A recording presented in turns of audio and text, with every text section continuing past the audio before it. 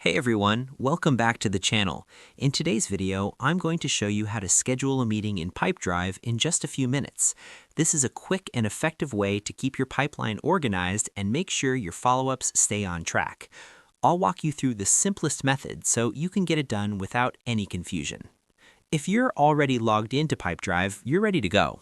Start by heading over to the Activities section. You'll find this on the left-hand sidebar. Click on it and you'll be taken to the main hub where all your tasks, calls, and meetings are managed.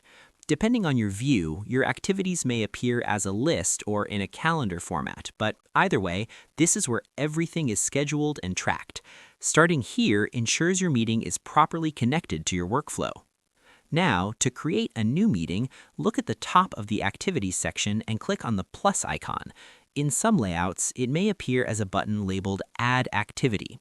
Clicking this will open a form where you can enter all the necessary details for your meeting. Next, fill in the meeting information.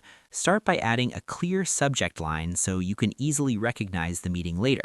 Then, set the date along with the start and end times.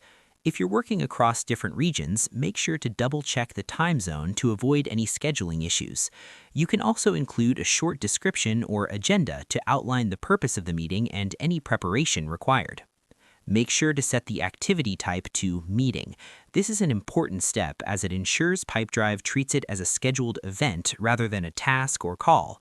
While you're here, link the meeting to the relevant contact, organization, or deal so everything stays organized and easy to track. If you're working with a team, confirm that the correct owner is assigned and adjust visibility settings if needed. You can also set reminders, either in-app, via email, or both, so you don't miss the meeting. If there's a physical location or a video call link, add it to the location or notes field for quick access. Once everything is filled in and looks correct, go ahead and save the activity.